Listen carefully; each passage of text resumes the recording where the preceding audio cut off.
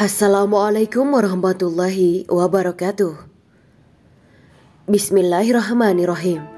Alhamdulillahirabbil alamin. Wa bihi nasta'inu ala umuri dunya waddin. Allahumma shalli wa sallim wa barik ala sayyidina wa maulana Muhammad. Asyhadu an la ilaha illallah wa asyhadu anna Muhammadur Rasulullah. Amma ba'du.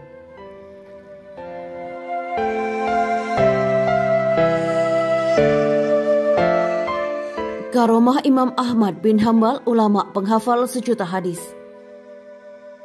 Ahmad bin Hambal. Kali ini kita akan mengulas karomah ulama besar yang juga pendiri mazhab Hambali, Imam Ahmad bin Hambal. 164 hingga 241 Hijriah. Ada beberapa karomah beliau yang tidak banyak diketahui orang. Imam Ahmad bin Hambal lahir pada tahun 780 Masehi dan menjadi ulama besar pada masa dinasti Abbasiyah. Beliau pernah dipenjara dan disiksa oleh Khalifah Al-Ma'mun karena menolak paham yang menyebut Al-Quran adalah makhluk. Ishaq bin Ibrahim berkata, "Saya belum pernah melihat seorang yang masuk ke penguasa lebih tegar dari Imam Ahmad bin Hambal. Kami saat itu di mata penguasa hanya seperti lalat." Tak hanya keteguhan terhadap akidah dan penguasaan ilmu hadis, Imam Ahmad juga mendapat pujian dari para gurunya. Imam Syafi'i pernah berkata tentang diri Imam Ahmad, "Saya telah keluar dari Baghdad, dan tidak ada seorang yang saya tinggalkan di sana yang lebih terpuji, lebih soleh, dan lebih berilmu daripada Ahmad bin Hambal." Abdul Razak bin Hamman, yang juga salah seorang guru beliau, pernah berkata, "Saya tidak pernah melihat orang sefaqih dan sewarok Imam bin Hambal."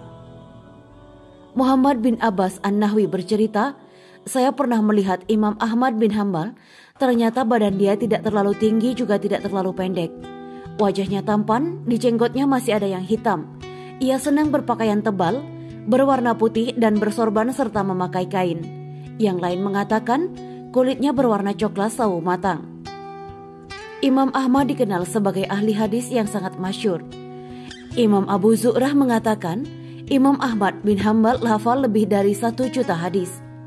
Salah satu karya agung Imam Ahmad bin Hambal adalah kitab Al-Musnad Al-Kabir yang termasuk sebaik-baik penelitian hadis. Beliau tidak memasukkan dalam kitabnya selain yang dibutuhkan sebagai hujjah. Kitab Musnad ini berisi lebih dari 25.000 hadis. Karomah Imam Ahmad bin Hambal. Berikut beberapa karomah Imam Ahmad yang diceritakan oleh dai yang belajar Mesir Ustadz Amru Hamdani dalam satu kajiannya. 1. Pakaian Imam Ahmad tidak terbakar saat kebakaran. Di antara karomah beliau disebutkan oleh Fatimah binti Imam Ahmad, "Suatu hari rumah saudara saya, Solih bin Imam Ahmad, kebakaran. Solih ini menikah dengan perempuan dari keluarga yang kaya. Barang-barang di rumahnya sampai senilai 4.000 dinar. Ketika Solih melihat rumahnya terbakar, Solih berujar, yang artinya, 'Tidak ada yang membuatku sedih dari barang-barangku yang habis terbakar di sana, kecuali baju bapakku yang dahulu ia kenakan untuk sholat. Aku bertabaruk dengannya dan aku gunakan untuk sholat.' Kemudian setelah api itu padam, orang-orang menemukan pakaian Imam Ahmad itu masih utuh di atas ranjang, dan barang-barang di sekitarnya ludes terbakar." 2. Kitab yang ditulis Imam Ahmad tidak terbakar. Diceritakan oleh Imam Ibnu Mufli Al-Hambali dalam Al-Adab Asy-Syar'iyyah menukil kalam Imam Al-Maimuni. Imam Ibnul Jauzi mengatakan, "Telah sampai kepadaku berita dari Imam Ali bin Husain Az-Zaini bahwa pernah terjadi kebakaran di salah satu rumah mereka. Semua benda di rumah tersebut hangus terbakar kecuali satu kitab yang di sana ada tulisan tangan Imam Ahmad." 3. Kitab Imam Ibnul Jauzi selamat dari banjir besar di Baghdad. Karomah lainnya diceritakan Imam Ibnul Jauzi. Beliau berkata yang artinya, "Tatkala terjadi banjir besar di Baghdad tahun 554 Hijriah, semua kitab saya basah tenggelam kecuali satu jilid kitab yang di sana ada 2 lembar dari tulisan tangan Imam Ahmad." 4. Sandal Imam Ahmad ditakuti jin. Suatu hari Imam Ahmad sedang ke masjid, kemudian didatangi Khalifah Al-Mutawakkalil memberitahukan kerabatnya bernama Jariyah. Kerasukan jin Khalifah Al-Mutawakkil meminta Imam Ahmad berdoa agar kerabatnya diberi kesembuhan. Setelah berdoa, Imam Ahmad menitipkan sendalnya kepada Khalifah Al-Mutawakkil dan berkata, "Bawalah sendal ini ke kediaman Khalifah dan duduklah di sebelah kepala Jariyah dan katakan kepadanya atau jin bahwa Ahmad bin Hambal berkata kepadamu, keluarlah dari tubuh Jariyah ini atau aku akan memukulmu dengan sandal ini sampai 70 kali." Khalifah Al-Mutawakkil pulang dan melaksanakan apa yang diperintahkan Imam Ahmad. Lalu jin itu berkata melalui lisan Jariyah, "Aku mendengar dan taat.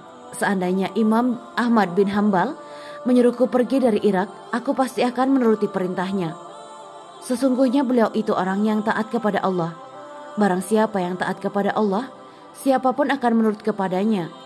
Akhirnya Jariyah kembali, sadar dan terbebas dari pengaruh jin itu. Demikian karomah Imam Ahmad bin Hambal. Keberkahan dan karomah wali Allah terkadang tidak terputus, walaupun si pemiliknya telah wafat. Wallahu a'lam bishawab.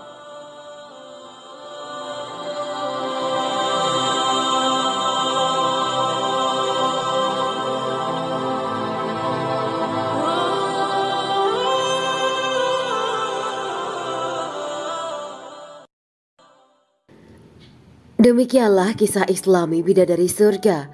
Simak terus channel ini untuk kisah Islami menarik lainnya. Terima kasih para sahabat Bidadari Surga yang dirahmati Allah. Semoga diberi kesehatan dan diberkahkan segalanya. Juga dibahagiakan hidupnya di dunia dan di akhirat kelak oleh Allah Subhanahu wa Ta'ala. Amin ya mujibah sa'ilin.